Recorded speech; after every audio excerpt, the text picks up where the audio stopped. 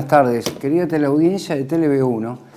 En el programa, la entrega número 5 de este segundo ciclo, que corresponde al año 2025, me propongo abordar con ustedes el problema del fin de la especie humana, como reza en el título, el fin de la especie humana.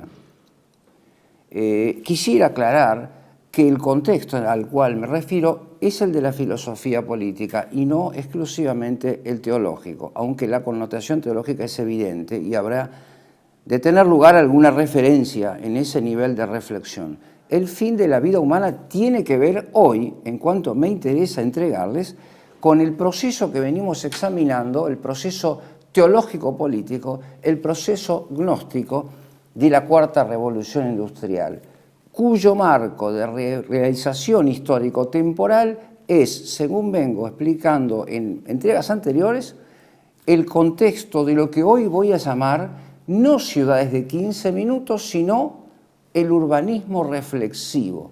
Digo exactamente lo mismo, urbanismo reflexivo y ciudades de 15 minutos, solo que al adoptar esta nueva determinación quiero significar el camino filosófico por el que llegamos a la concepción de las ciudades de los 15 minutos.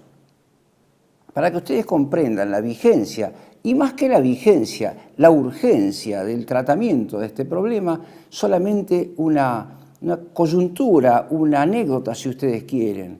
A pocas cuadras de aquí del estudio de TLV1 se puede ver con absoluta claridad, nadie esconde nada, un ostensible edificio en el cual se muestran las cámaras de televisión que sirven hoy para monitorear los movimientos en todos los alrededores del barrio San Nicolás. Vale decir, se llama Centro de Monitoreo. Unido a lo que vengo diciendo en entregas anteriores, ven ustedes como el proyecto de ciudades de 15 minutos, al que llamo hoy urbanismo reflexivo, se viene cumpliendo silenciosamente y sin consenso alguno por nuestra parte. Esto no se consensúa, sino que se impone. ¿Pero qué hay detrás de todo esto? Esto es lo que venimos explicando, es lo que trataré hoy de ampliar en una perspectiva todavía un poco más filosófica que en los casos anteriores. El fin, entonces, de la especie humana. Quisiera recordarles una reflexión que nos entrega Fray Luis de Granada, gran teólogo de la Orden de Santo Domingo, quien dice que en aquellos días, en aquellos tiempos, en el fin de los finales, en el fin final, el anticristo, siendo posible, intentará incluso modificar y alterar el orden natural. Precisamente eso es lo que ocurre, ese es nuestro horizonte de reflexión cuando hago referencia a estas coordenadas que acabo de trazar muy brevemente a título meramente introductorio. Es que el título también, el fin de la especie humana, nos debería llevar a otra reflexión, tal vez un poco más amplia, el principio y el fin de la vida humana, y aún a una más amplia, el principio y el fin de la creación, que ya es, sí, como dije, un contexto teológico que involucra, que implica, que condiciona, que interactúa con el marco de referencia filosófico en el que nos venimos moviendo a lo largo de estas entregas. El fin de la vida humana y el principio de la vida humana lo podemos considerar desde, en principio, dos puntos de vista. O el fin de la vida humana y su principio que lo condiciona son un misterio, a saber, el misterio de la creación, o bien emergen del caos, pero no del caos en el sentido de los presocráticos que acababa con una visión trascendente, luego con los primeros padres y fundamentalmente en la Edad Media, sino el caos en el sentido moderno del materialismo que comenzando, por ejemplo, con Demócrito, con Epicuro, llegó hasta nosotros a través del poeta Lucrecio, y siguió con Descartes todo el iluminismo, todo el racionalismo y el iluminismo posterior, hasta recorrer absolutamente todo el arco de la filosofía política y de la metafísica moderna y contemporánea que la condiciona. En el caso nuestro, me apoyo precisamente para concebir el principio y el fin de la vida humana en una concepción rigurosamente, por un lado, del misterio, como digo, pero que tiene una lectura, por una parte religiosa, el misterio de Dios creador, por otra parte teológica, el misterio de la participación de la vida que Dios nos da gratuitamente, y una significación metafísica, el misterio de la participación del ser, de la dación gratuita del acto de ser a la persona humana y a toda criatura. Por el otro lado, toca examinar en la segunda parte la significación materialista de este principio de la vida humana. Y lo habré de hacer en algunos autores íntimamente identificados con la contracara de la metafísica creacionista en la cual me apoyo, a saber, en la comprensión judío-cabalística del principio y el fin de la vida humana, porque en el fondo y también en la superficie esa orientación del pensamiento, insisto, judeo-cabalística, es la que le da el sentido último al concepto de urbanismo reflexivo que identifico con las ciudades de los 15 minutos y que ya son, como digo, una realidad en nuestra vida cotidiana imperceptible hasta ahora para muchos de ustedes. Por otra parte, debemos reflexionar qué propone la Cuarta Revolución Industrial como principio y fin de la vida humana. El principio y el fin de la vida humana, y hago alusión con esto al título de la obra de otro de los filósofos de referencia, también de origen judío, que en este momento inspiran, aún hoy todavía, después de la elección del cardenal Robert Prevost como sucesor de Jorge Bergoglio, a la Comisión Pro Vida del Vaticano. Me refiero a Hans Jonas. Hablé antes de Edgar Morin y habré de referirme en la segunda parte a una comparación entre ambos, junto con Karl Popper, también un autor judío de origen. Digo entonces, el principio y el fin de la vida humana para estos autores es un principio puramente materialista que habré de determinar a lo largo de mi exposición y que naturalmente los conduce a una falsa concepción del fin. Es un poco lo que nos enseña Santo Tomás de Aquino en su opúsculo juvenil de Ente y Esencia, del ente y de la esencia. Todos los errores en el principio se agrandan, se magnifican al final en las conclusiones. Y esto es lo que trataremos de poner en evidencia.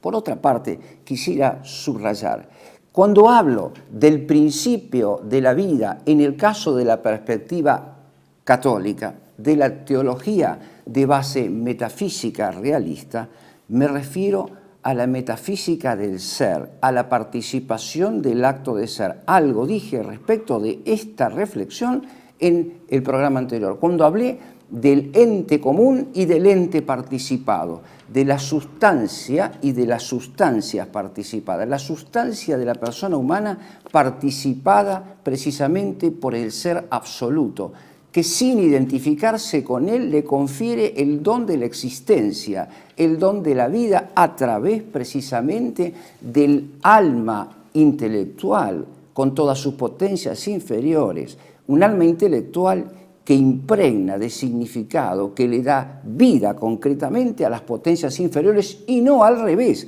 como lo concibe la Cuarta Revolución Industrial. Cuando hablo entonces de teología, en cambio, me refiero al acto precisamente de dependencia de la criatura racional respecto del Creador. La causa formal de la persona humana, vale decir sus potencias intelectivas. El alma superior, el alma del intelecto, es no apenas una participación del ser absoluto en nosotros, gratuita, una participación gratuita en nosotros, sino que es el principio de la vida, es el principio de nuestra existencia, pero que leído teológicamente nos da como resultado a saber, estamos siempre presentes en cada momento de nuestra existencia delante de los ojos de Dios. Esto no vale solamente para la perspectiva metafísica, para la perspectiva de nuestra existencia, sino para nuestra dimensión moral y política. Cada acto de nuestra existencia es un acto de donación de la vida que Dios nos concede en un milagro renovado como insisto en la idea, renovándose a cada instante de nuestra existencia. Allí se inscribe nuestra vida moral y nuestra vida política. El proyecto que se le opone, a saber el de la Cuarta Revolución Industrial, concibe el principio y el fin de la vida humana en lo que podríamos trazar como dos coordenadas, una vertical y la otra horizontal, una trascendente y la otra trascendental. Utilizo estos términos a propósito porque escucho entre allegados, entre amigos y en la conversación cotidiana un uso intercambiable de la trascendencia con la trascendentalidad. No es lo mismo, no es exactamente lo mismo. La trascendencia es lo que nos eleva desde el principio hasta Dios, la persona humana hacia Dios y de Dios hacia nosotros, en cuanto que la trascendentalidad es aquello hacia el horizonte temporal que de alguna manera especifica el acto de la existencia. En la dimensión, entonces, digo, horizontal, este urbanismo reflexivo se orienta hacia la gnosis, la transformación gnóstica de la persona humana. Lo he dicho otras veces, cabe recordarlo, cabe subrayarlo. En el día de hoy, con el concepto de gnosticismo, hago referencia a cierta herejía que comenzó ya en la antigüedad tardía, mediante la cual se sostiene, entre otros postulados, la redención, la salvación de la persona humana mediante recursos rigurosamente humanos, pero no sobrenaturales. Implica, sin más, la negación de la gracia y la negación de Dios como absoluto, trascendente y horizonte de la redención. En el nivel horizontal, pero hacia abajo, hacia la temporalidad, hacia el espacio en el tiempo, esta cuarta revolución industrial recibe el nombre de hominización tecnológica. Es a lo que hice referencia con el modelo de la singularidad tecnológica, que es el presupuesto antropológico necesario para la vida dentro de las ciudades de los 15 minutos, que es el hábitat, insisto en esta idea, de la cuarta revolución industrial. Hacia los laterales, naturalmente, esto es a lo que vengo haciéndome referencia, cruzando esa dirección horizontal, esa dirección vertical, ascendente y descendente, una esfera a la que llamo urbanismo reflexivo, siguiendo la terminología empleada por Hans Jonas y Edgar Morin. Urbanismo reflexivo que implica no apenas un espacio geográfico para quedarnos en casa, insisto, porque este es el guión que podemos observar en los medios de comunicación, lo que en las constituciones de los estados provinciales están discutiendo, lo que se está haciendo en San Luis, en Rosario, en la provincia de Buenos Aires, en Santa Fe concretamente, como les hacía referencia, puntualmente en Bahía Blanca después de la catástrofe climática. También habremos de referirnos a eso. No es algo que se refiera a un hábitus urbano, hábitus de vida urbano, sino a un cambio de orientación del pensamiento y aún de la existencia, el fin de la existencia del paradigma humano, según lo venimos conociendo hasta hoy.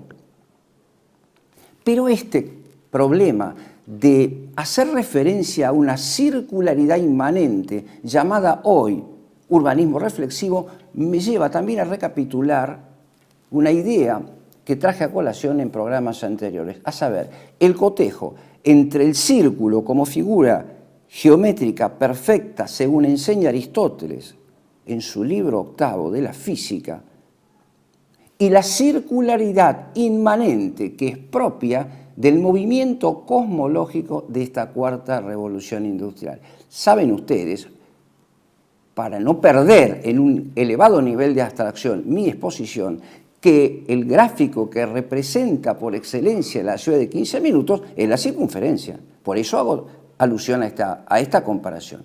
Decía entonces en programas anteriores que el círculo es para Aristóteles, para Alberto Magno y Santo Tomás de Aquino la figura geométrica por excelencia.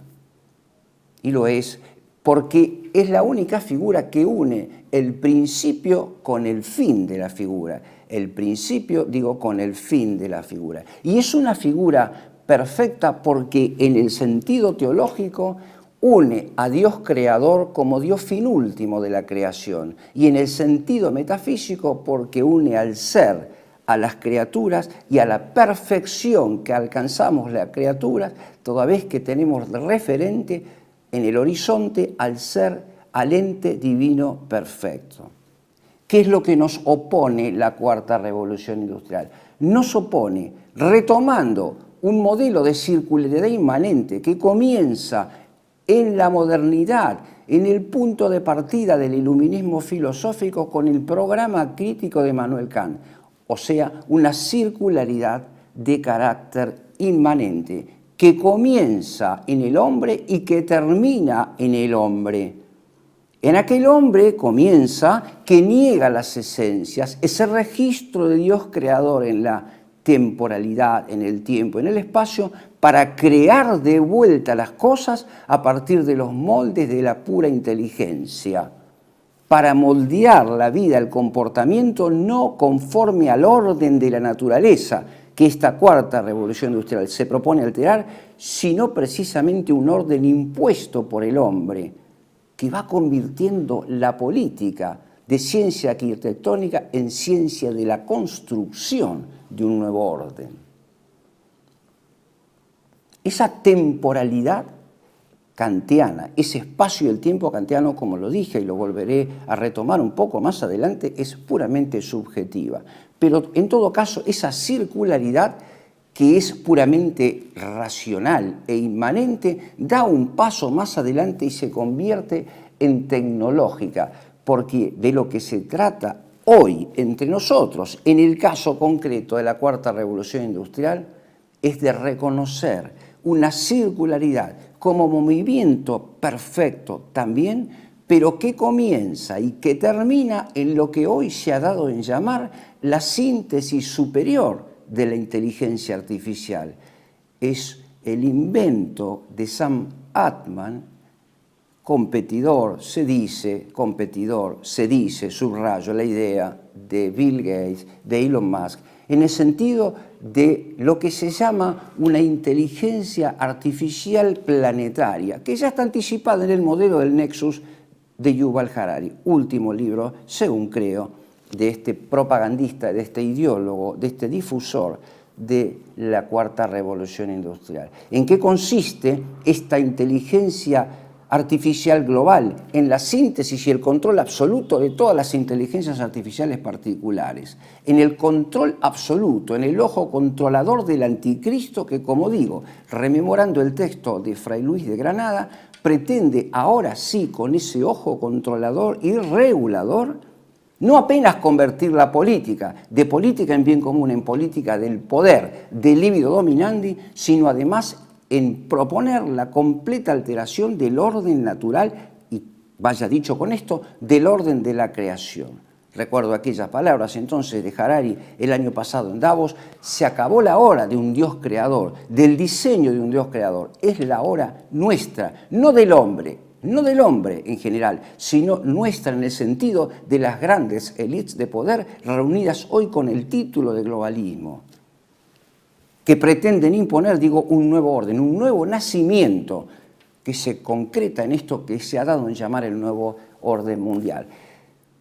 Pero esta circularidad inmanente a la que he llamado inteligencia artificial global nos permite determinar con posterioridad un pesimismo antropológico. Es necesario controlar al hombre porque el hombre de suyo es incapaz de hacer el bien.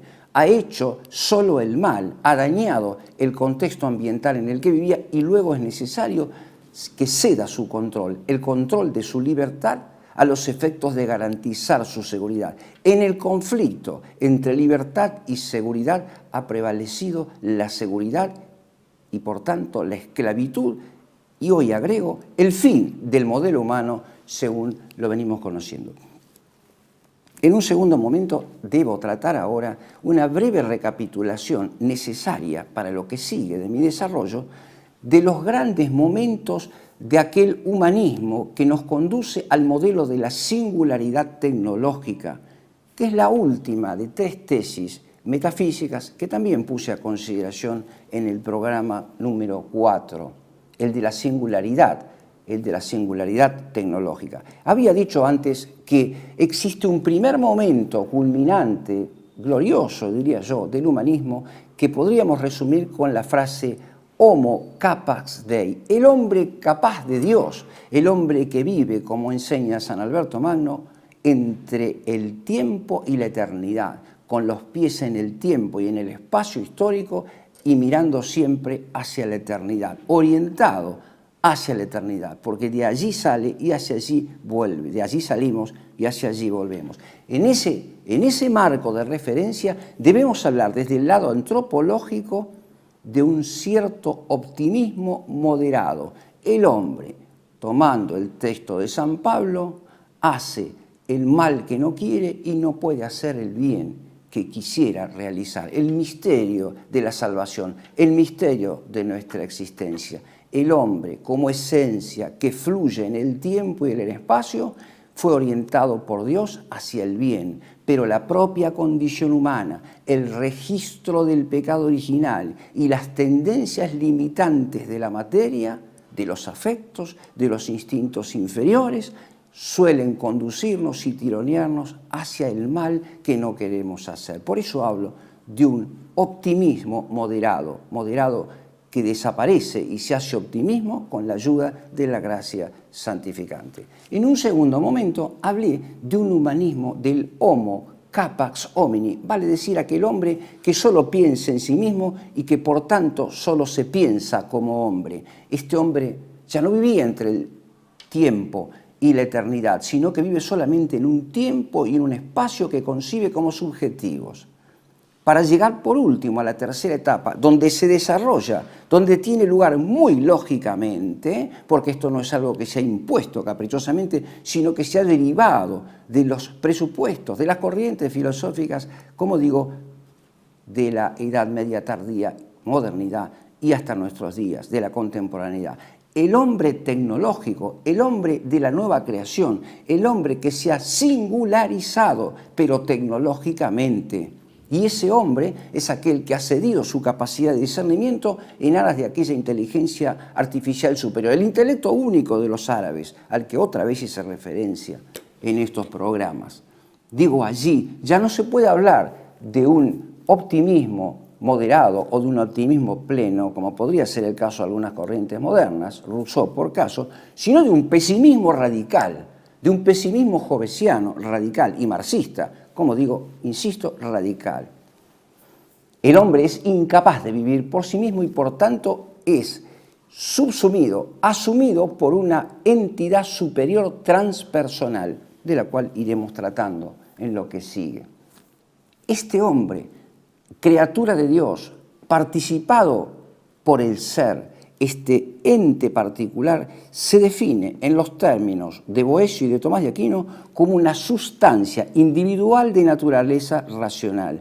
Entiéndase que cuando hablo de sustancia individual, hablo de sustancia individuada por la cantidad, individuada en la materialidad. Y no hablo de singularidad, porque singularidad es casi la misma palabra, pero es la negación de la metafísica y de la concepción creacionista del hombre. Es la creación, en el caso de la singularidad tecnológica, de la creación del hombre de probeta, de la cual hemos hablado ya, tal vez en extenso, y no voy a volver entonces a retomar esa orientación. Digo entonces el hombre de Tomás de Aquino y de Boecio, el último antiguo y el primer medieval, es aquella sustancia individual de naturaleza racional a la que yo he descrito según dos tridimensionalidades. Hablo así porque habré de oponerlo al modelo marxista, al modelo que resuelve el liberalismo como marxismo en la figura del hombre unidimensional. Posiblemente algunos de ustedes recuerden que este es el título de una obra que tuvo lugar allá por los años 70 como orientación del pensamiento, del desarrollo de la subversión marxista en nuestro continente. El hombre unidimensional de Herbert Marcuse. A eso me estoy oponiendo. Un hombre de una doble tridimensionalidad. El hombre creado por Dios es un hombre de dos tridimensiones. Es por un lado un ente biológico, por el otro un ente afectivo y por el otro un ente intelectual. Insisto, siendo la potencia intelectiva la que confiere la vida y la coloración, la matización de las potencias inferiores. Estoy desarrollando la idea de Alberto Magno. El hombre vive emplazado entre el tiempo y la eternidad. Hay una expresión muy bonita de San Alberto cuando introduce el cuarto grado de abstracción. Todos hablan de 3 niveles de abstracción. San Alberto propone un cuarto al que llama abstracción sensible, abstracción afectiva. El hombre que alcanza la contemplación de Dios, diríamos la unión con Dios en esa fin de la noche oscura, alcanza a teñir los afectos. Allí cuando su inteligencia queda exhausta frente a la presencia de Dios, no puede más que amarlo y transformar su vida afectiva, lo que se traduce también en la orientación antropológica de Alberto Magno, incluso hasta en la salud corporal. Bien lo sabe hoy la psicología moderna y contemporánea de lo que estoy hablando. Digo entonces, ¿a qué se opone entonces la cuarta revolución industrial? A este modelo de este hombre que tiene esta primera tridimensión. La segunda surge a partir de la tercera determinación del alma intelectual. Porque somos intelectuales, somos racionales, capaces de conocer, saber y de promover la ciencia rigurosa. Somos además capaces de vivir políticamente por la nota de la racionalidad, que es la inteligencia en movimiento. Y por último, somos hombres religiosos, y aquí se completa mi segunda tridimensión. Somos hombres religiosos por la luz superior del intelecto y por la gracia santificante, pero no como un emergente biológico, menos aún fisiológico, como pronto habré de decir en la segunda parte, es la tesis de la cuarta revolución industrial, que opone ahora a este modelo de las 2 tridimensiones el caso de la antropología tecnológica de la cuarta revolución industrial. Opone una operación que en la terminología técnica medieval llamamos de vía composición y vía resolución. Vía composiciones y vía resoluciones. O sea, divide y vuelve a unir. Es el caso de la sinarquía. Ya lo habremos de subrayar en las conclusiones. Divide al hombre, quiere decir lo reduce, lo despotencia de cuerpo y alma a pura corporalidad. Lo concibe solamente como entidad biológica en el sentido aún fisiológico. Y de allí emergen como evoluciones posteriores. Por ejemplo, recuerdo aquí, traigo a colación la teoría de los 3 mundos de Karl Popper. Surge entonces la vida humana a partir de esa disminución del hombre a la pura materialidad. Pero una vez que lo ha concebido como pura materialidad, lo concibe, y lo van a ver ustedes con claridad en los modelos que habré de presentar posteriormente, lo concibe como subordinado a un ente transpersonal de naturaleza rigurosamente material. Y ese ente transpersonal es el que se llama justamente inteligencia artificial global. Les propongo ahora una breve pausa para continuar con el desglosamiento de este desarrollo según los autores que he seleccionado, como digo, todos ellos orientados en el modelo judeo-cabalista para la cuarta revolución industrial. Residencia como en casa es un hogar para adultos mayores habilitado en la ciudad de Buenos Aires, cuyo objetivo es la atención y cuidado de pacientes de la tercera edad. Años de experiencia nos respaldan. Trabajamos con dedicación para cuidar a nuestros abuelos y así ofrecerles la felicidad y comodidad que ellos merecen. Estamos en el barrio Villa Real, Pasaje Francisco Bauzá, 2372, casi esquina Tinogasta. Comunicarse al teléfono 11 50 35 15 25. Residencia para adultos mayores, siempre contigo. Los esperamos.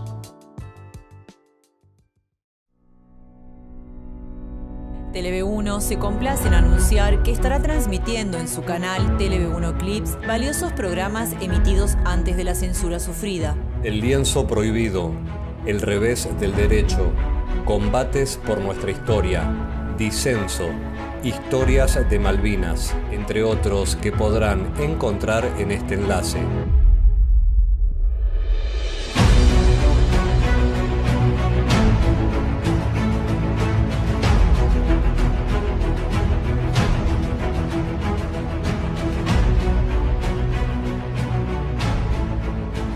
Agradecemos su aprovechamiento y difusión. Bienvenidos a CEPA, Centro de Estudios del Pensamiento Americano. Nuevo sitio web de cursos de formación en política, filosofía, historia, literatura, geopolítica, religión, psicología y más. Cursos de formación que reflejan el verdadero pensamiento americano. Lo invitamos a elegir el curso de su agrado ingresando en www.cepa.la.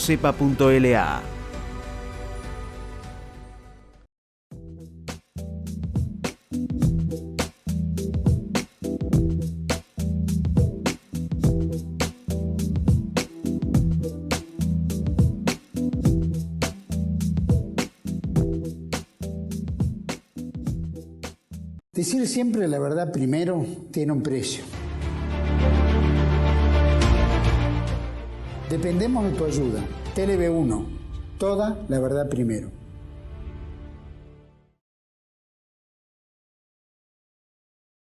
Veremos entonces ahora en el desarrollo, en la comparación de dos modelos, digo por llamarlos de alguna manera antropológicos filosóficos, la concreción de cuanto he dicho en las premisas de la primera parte. Me referiré al modelo de Hans Jonas y de Edgar Morin. Los he tomado porque justamente, insisto, son los hombres de referencia hoy, los filósofos por excelencia, no Santo Tomás de Aquino, esto es expreso, que orientan justamente a la Academia por la Vida del Vaticano. Hoy aún continúa en esa orientación. Habremos de decir ante todo, como premisa general, que el comienzo de la vida para estos filósofos, al que agrego ahora dos nombres más, no apenas el de Hans Jonas, no apenas el de Edgar Morin, sino el de Karl Popper y por último el del historiador Yuval Harari. Para todos ellos vale esta premisa general. El principio de la vida es exactamente a la inversa. Vean ustedes aquí esta figura del anticristo en el caso de estos filósofos judíos cabalistas. La vida superior emerge de la inferior. La vida superior emerge de la inferior. Para el caso de Hans Jonas, el hombre es un organismo evolucionado desde abajo hacia formas superiores, en cuanto que para Edgar Morin es apenas el producto de un emergente de la tierra, es un producto terrícola, digo emergente de la tierra, lo que ha dado lugar a la comprensión de una nueva filosofía de la vida que ya no tiene que ver con el modelo biológico metafísico de Aristóteles, sino con este que es completamente antitético al modelo aristotélico tomista.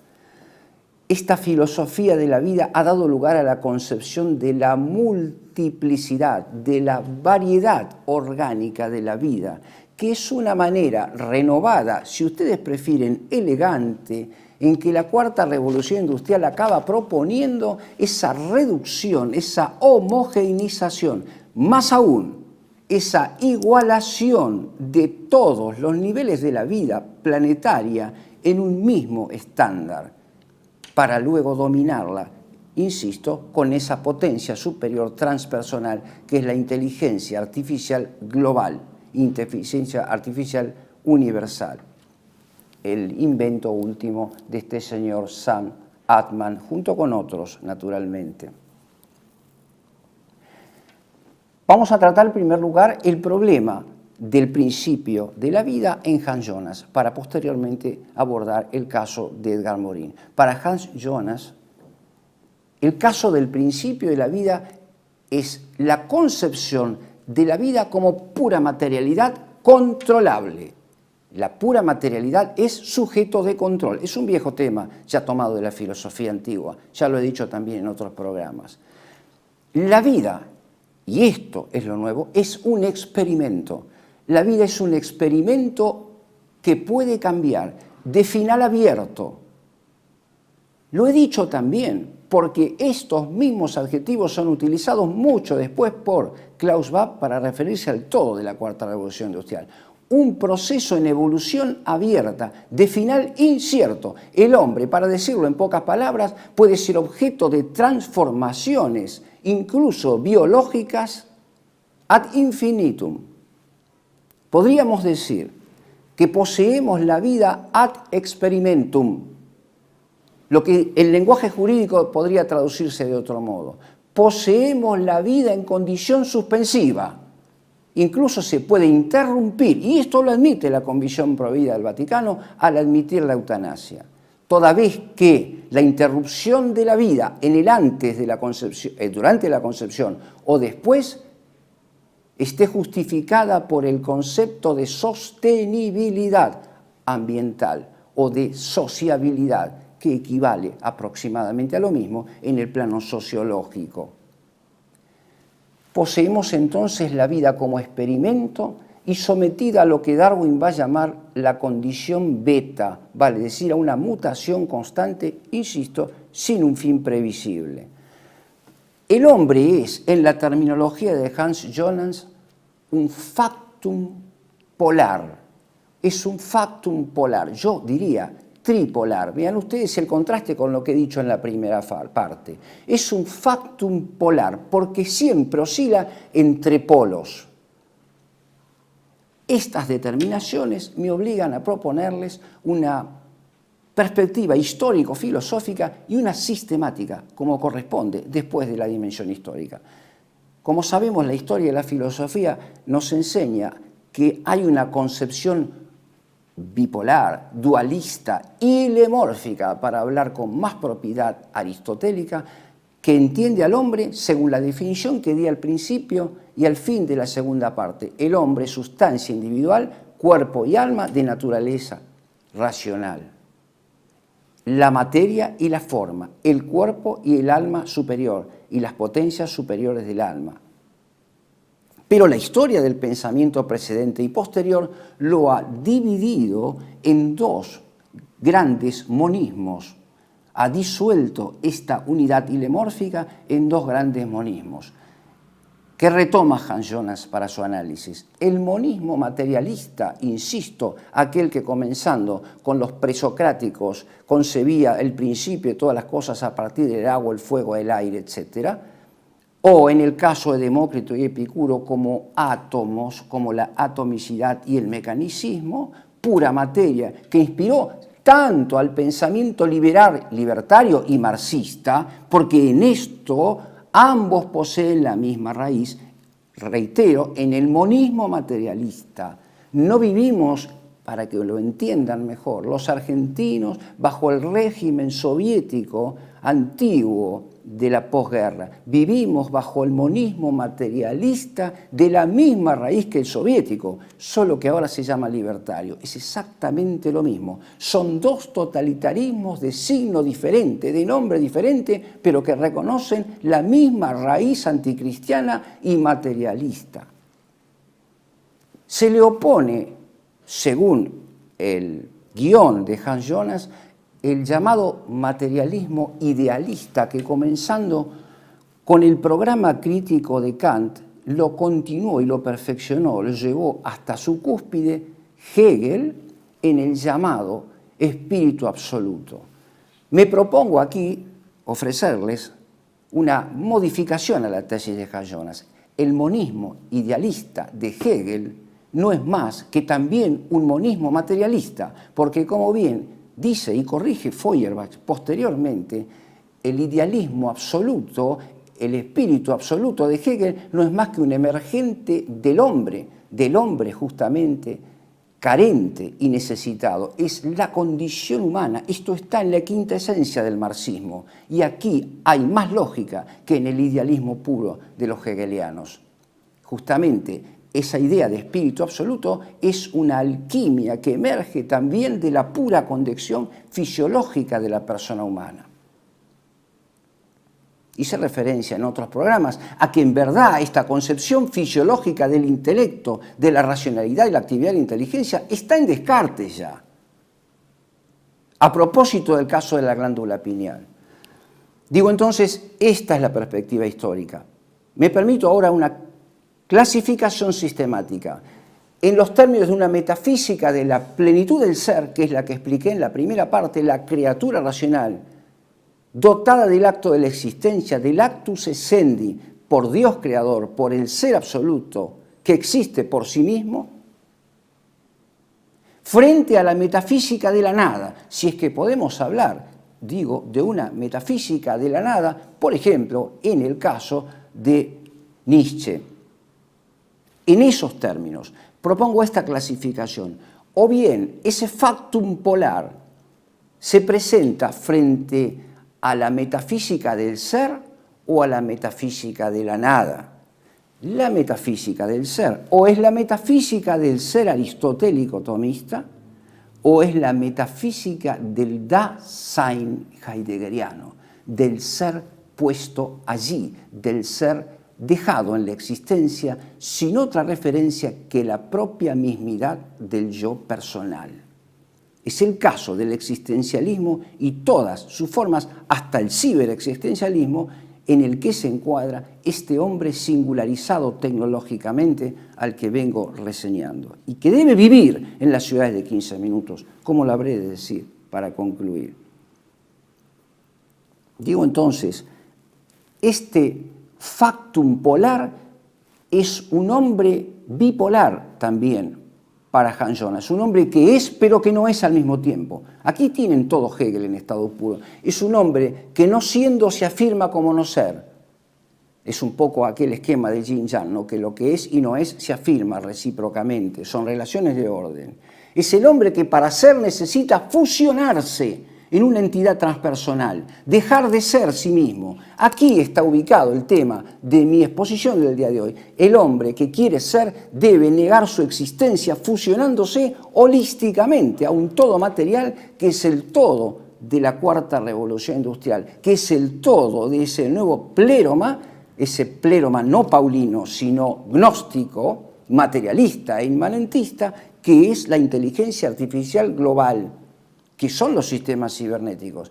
Y este es el hombre que habrá de alcanzar ese proceso en la llamada ciudad de 15 minutos, a los que más tarde, ahora, como verán, se llama urbanismo reflexivo. ¿Qué propone, por su parte, Edgar Morin?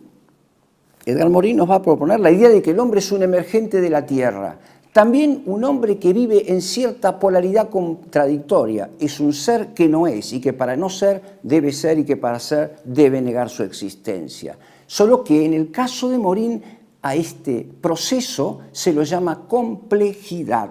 Es un proceso de largo alcance que afecta a la constitución de la persona y que afecta a la constitución de la ciudad. Es Edgar Morin que va a llevar puntual y expresamente el caso de toda esta reflexión, que posiblemente a muchos de ustedes les parezca de cierta complejidad, al caso concreto de las ciudades de 15 minutos de las que venimos hablando.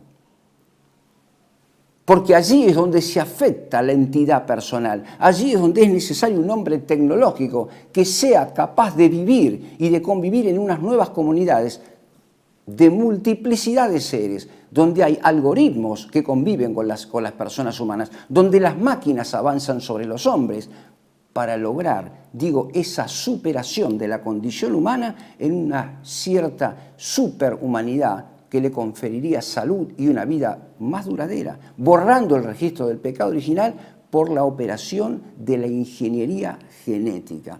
Esto es literalmente Edgar Morin.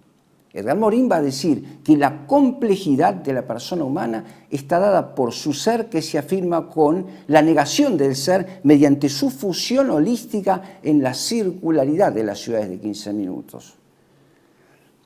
Pero las ciudades de 15 minutos poseen, para Morin, también una cierta alquimia que transforma a la persona humana, la transforma en el sentido de generar un cierto caos del cual va a surgir un nuevo orden.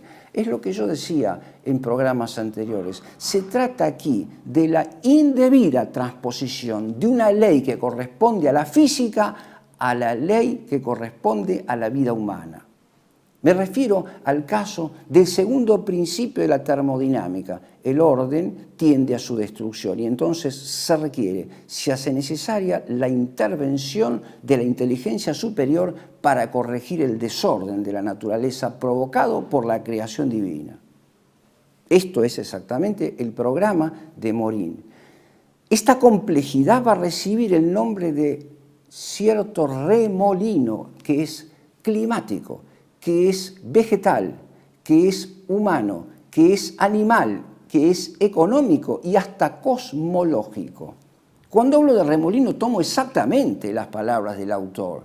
Hace falta un cierto caos disruptivo, va a decir posteriormente la literatura globalista, de la cual deberá surgir desde abajo hacia arriba el nuevo orden mundial y por tanto también el nuevo orden. Cuando hablo de este remolino, tal vez muchos de ustedes piensen en el clima, pero lo estamos viviendo justamente en estos días. Fenómenos climáticos inéditos que no se han dado nunca.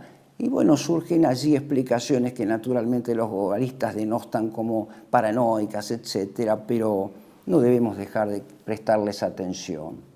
Se está produciendo, y lo dice claramente el señor Klaus Schwab, vamos a afectar inclusive el clima, vamos a afectar toda la cadena alimenticia para lograr este nuevo hombre. Cuando intento constituir un guión expositivo de estas cosas, siempre me pregunto si será suficiente la capacidad de síntesis como para lograr que ustedes puedan entender en un todo sencillo los términos de esta problemática, de esta tercera guerra mundial, que como dije otras veces, no es un conflicto bélico, no es un conflicto que tenga por finalidad el dinero, sino es un conflicto contra Dios creador. Este es el punto en cuestión. Es una pelea cuerpo a cuerpo contra Dios y de frente, mirándolo a los ojos. Digo entonces, estos remolinos que se producen en la naturaleza se producen meditadamente en un Excel porque existe la convicción de que de allí surgirá un nuevo orden. Esto hace necesaria la intervención tecnológica del hombre, hace necesaria la creación de un nuevo hombre. Les doy un ejemplo solo para que ustedes comprendan. Se miran aquí solo datos cuantitativos, se miran aquí solo la pura materialidad, la ciencia empírica, la ciencia política empírica. Nos da este ejemplo Morin para hablar de las ciudades. Es necesario reducir la huella de carbono, esto lo hemos dicho muchas veces. Entonces es necesario reducir los desplazamientos. Van viendo ustedes cómo las medidas de control de desplazamientos son cada vez mayores. En los subtes cada vez es más necesario y obligatorio el control de la cantidad de veces y el nombre y apellido de las personas que viajan. La idea es acortar los desplazamientos a modelos cerrados de no más de 15 minutos en bicicleta o a pie, abandonando el tránsito con los combustibles carbonizantes para llegar a los combustibles limpios, que es la electricidad. Ya hablamos también de esta transformación energética. Pero hay un problema económico, de índole económica. Partiendo del presupuesto, Morin, cito, que la precisamente última crisis sanitaria puso en evidencia las desigualdades económicas, el globalismo puso como condición, como solución el capitalismo inclusivo. Ya lo dije, que es la forma elegante del marxismo totalitario. Repartir y dar de nuevo. La liquidación, inclusive el dinero en efectivo, para la completa regulación de nuestros gastos, que implica tanto como ya no el control tecnológico de nuestra libertad, sino el control coercitivo y moral de nuestra libertad. La privación del dinero que nos quita la capacidad de resolución, incluso patrimonial. Va a decir Morin entonces en este ejemplo que quería ofrecerles, solo uno entre varios, que por caso 7 kilos de vegetal son necesarios para que una vaca se alimente y nos ofrezca un solo kilo de carne. Entonces el cálculo es lógico. El cálculo matemático, aritmético, es lógico. Si con 7 kilos de vegetal solo puedo obtener 1 kilo de carne para 2 personas, en cambio, suprimiendo la costumbre de consumir carne, acentuando la vida vegetal, el vegetarianismo, gran tema del globalismo que ya venía trayendo el marxismo precedente, digo, le damos de comer a muchas más personas, con lo cual desarrollamos mejor el modelo del capitalismo inclusivo. Ven ustedes aquí la transformación alimenticia, que es una transformación orgánica también. Bueno, a esto se obliga con aquello de la invasión del campo, pero en la ciudad, donde no podrá haber el modelo de la vida agrícola, lo dice expresamente Edgar Morin en su libro titulado La vía hacia el futuro. Debemos eliminar, por ejemplo, cito textualmente, el modelo argentino, el modelo agrícola ganadero argentino. Edgar Morin no debe haber venido nunca a la Argentina, pero lo tiene en su horizonte cuando plantea este proyecto del llamado urbanismo reflexivo, una reflexión de un nuevo hombre para que viva en un nuevo siglo, en un nuevo tiempo, en un nuevo espacio, que es la ciudad de los 15 minutos. Por último, haciendo una síntesis de todo cuanto he dicho, hay una reconfiguración metafísica, diría yo mejor con más propiedad, antimetafísica, donde ya no es Dios el principio, el alfa, Chi, omega, el alfa y el omega, sino lo uno que es la inteligencia artificial global única, el nexus de Harari. El uno que es fuente del pléroma, esa circunferencia que ahora es justamente una esfera cerrada, puramente material, un pléroma, el pléroma magnético de la cuarta revolución, magnetizado de la cuarta revolución industrial. Pléroma del cual se desprenden como sus emanaciones, de aquí es un pléroma divino, es un pléroma que tiene la nota de divinidad. El hombre que se fusiona con las máquinas, se fusiona con la divinidad. Este es el guión de la cuarta revolución industrial. Las ciudades de 15 minutos y el hombre mismo no son más que, estoy tomando las palabras de los viejos gnósticos, cabalistas, no son más que emanaciones, si quieren medirlos en tiempo, eones que viven ad experimentum y, como dije, en la condición suspensiva. Completo con esto un cuadro metafísico, lo uno, el pléroma y sus emanaciones, que se hacen una con el todo y el todo con el uno, un monismo materialista, radical y tecnológico que se opone a la creación de Dios orientada desde el principio y el fin hacia justamente el retorno a Dios y a la trascendencia. Completo estas reflexiones entonces con algunos datos de la actualidad, a los cuales no podía dejar de hacer referencia.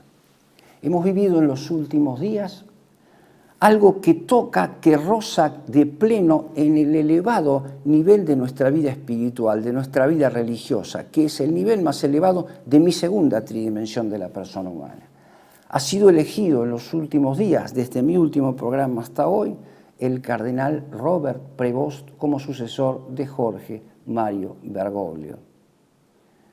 No me cabe a mí aquí emitir un juicio aún acerca del futuro de la Iglesia Católica a la que pertenezco, y debo subrayarlo, a la que pertenezco, a la Iglesia Católica Apostólica Romana fundada por nuestro Señor Jesucristo en la cabeza de San Pedro. Solo me cabe analizar hechos. Quisiera para esto apoyarme en algunas determinaciones que ofrecí en mi libro Transhumanismo y ciudades de 15 minutos cuando traté acerca de la ética farmacológica. Allí me apoyaba en la doctrina moral de Cicerón acerca de las circunstancias. Y una de ellas, tal vez la que considero más importante, es la pregunta por el quién. ¿Quién es la persona de quien hablamos? El electo cardenal Roberto Prevost.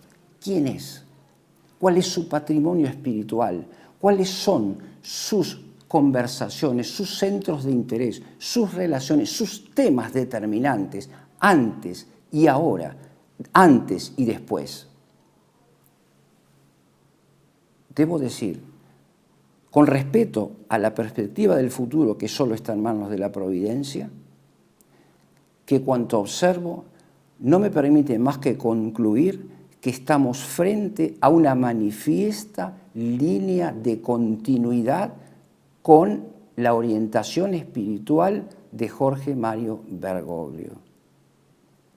Pongo en pantalla ahora una invitación que hizo el cardenal electo a la comunidad judía para que participe, ya participó en el día de ayer, en el acto de su entronización, donde se lee con absoluta claridad la continuidad del espíritu del Concilio Vaticano II y en particular para la comunidad judía en concreto la plena vigencia de la Declaración Nostra Aetate, que junto con la Declaración sobre la Libertad Religiosa no hacen más que expresar no la metafísica ni la teología de Tomás de Aquino, sino la de Immanuel Kant o la de Guillermo de Ockham, que inspiró el protestantismo. Lo tienen ustedes en pantalla y para completar más todavía estas determinaciones hace falta leer Nostra Aetate para comprender por qué hablo de continuidad.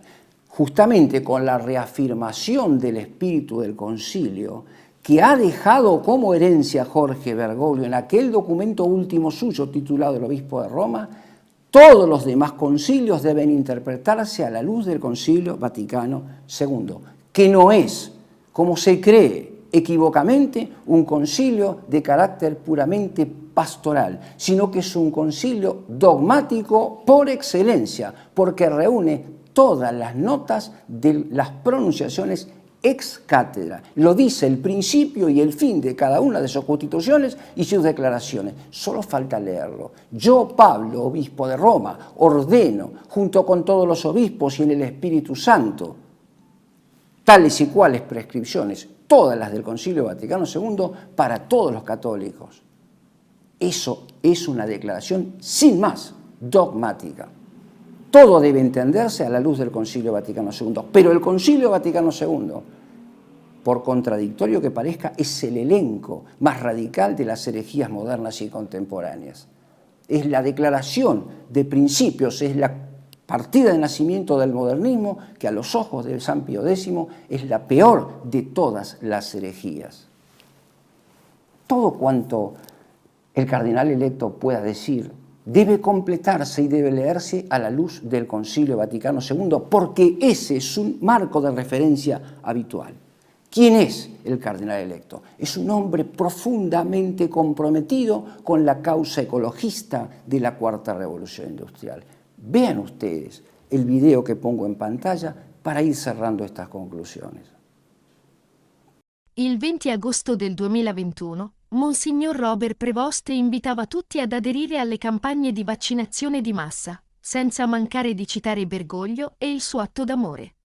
A toda la población de nuestra región Lambayeque, quiero saludarles, quiero invitarles a todos a pensar en la importancia de cuidar la salud y quiero animar a todos a participar en las campañas de vacunación que se están realizando en distintas partes de la región. Ponga su hombro, es muy importante que todos hagamos ese esfuerzo para recibir la vacuna. Es algo que nos ayuda a nosotros mismos y es también un servicio a los demás, porque así y solo así vamos a poder ir bajando el nivel de contagio, protegiéndonos de esa tercera ola que ya se está preanunciando. Ven ustedes entonces cómo la causa ecologista sigue presente, pero además sigue presente algo que considero todavía mucho más radical y más significativo, que abre aún más o que amplifica este signo de interrogación. A saber, su primer discurso, inmediatamente luego de ser presentado al mal llamado pueblo de Dios, sino a los fieles en la cátedra de San Pedro. Allí, el cardenal electo sitúa la paz como fin último y no la paz como consecuencia del último fin, que es la mayor gloria de Dios. Esto es evidente y lo ha reiterado en varios discursos a lo largo de estos pocos días que lleva de entronizado. Además, ha elegido también el camino de la sinodalidad, y ha renunciado también explícitamente al modelo de la Iglesia monárquica, gobernada desde la cúspide hasta los miembros inferiores. Y ha dicho en el día de ayer algo que todavía abre aún más, cuanto menos, mis interrogantes. Ha dicho que la Iglesia debe permitir dos desafíos. Por emulación al tiempo de León XIII, al que reconoce como su predecesor, el desafío de la Cuarta Revolución Industrial, y en particular de la inteligencia artificial. Lo que vieron ustedes en pantalla recién es de la quintesencia de la Cuarta Revolución Industrial. De la Cuarta Revolución Industrial hay que aprovechar, va a decir, y de la inteligencia artificial en particular, cuanto sirva de bueno a la persona humana. Lo que hay que ver es si cuanto sirve de bueno a la persona humana, sirve de bueno a la persona divina, a las tres personas divinas. Si la tendencia a borrar el registro del pecado original contribuye o no a la mayor gloria de Dios. Porque lo demás, la condición humana, se da por añadidura. Y por último, va a decir, dejemos que la coyuntura histórica juzgue a la Iglesia. Debo señalar aquí, desde la pantalla de TV1, y haciéndome cargo absolutamente de lo que estoy diciendo, que es exactamente a la inversa. Es la Iglesia Católica, como depositaria del tesoro de la fe, la que debe necesariamente juzgar la coyuntura histórica y no la historia la que debe juzgar a la Iglesia. Porque en esa hipótesis entonces estaríamos abriendo el caso de que el ciberexistencialismo, que es una de las formas del historicismo contemporáneo más reciente, se atribuye el derecho de juzgar el quehacer de la Iglesia Católica Apostólica Romana. Sin duda, esta afirmación no corresponde a la Iglesia de Jesucristo. El tiempo irá diciendo hasta dónde se extiende la razón de mis afirmaciones en el día de hoy. Solo voy a cerrar ante ustedes con una perspectiva, como siempre, abierta a la esperanza cristiana. Hay una sola manera de que la Iglesia vaya al mundo, que es el propósito tanto de uno como del otro, el fallecido y su sucesor. Hay una sola manera de ir a las periferias existenciales, y es la que ha empleado la Iglesia siempre. Es la manera en que los monjes hicieron precisamente la cultura católica en nuestro continente. La única forma es ir al mundo con el breviario en una mano y el crucifijo en la otra y el rosario colgado en el cuello.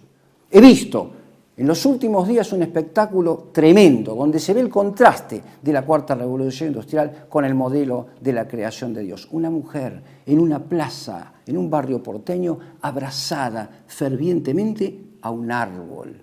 Divinizado, sin duda, una actitud cabalmente gnóstica, muy corriente en los días que vivimos y que ustedes la habrán visto tanto como yo. Entonces, la propuesta es salir al mundo abrazando la cruz de Cristo explícitamente. No estamos en tiempo de diálogo, en tiempo de pacificación, sino en tiempo de combatir los errores de la Cuarta Revolución Industrial, que es el enemigo de la hora actual, porque es el enemigo de la creación y porque es la cara visible, la estrategia visible del anticristo. O se sale a la calle con la cruz y el rosario, o nos entregamos en las manos del anticristo. Por supuesto, queda abierta a la discusión, queda abierta al diálogo que ustedes siempre inician a través de los comentarios, y espero haber sido lo suficientemente claro como para continuar este diálogo más adelante con nuevas determinaciones. Les agradezco el tiempo que me ofrecen, que me brindan, y la atención que han volcado a estas exposiciones hasta ahora. Nos vemos, si Dios quiere, en 15 días.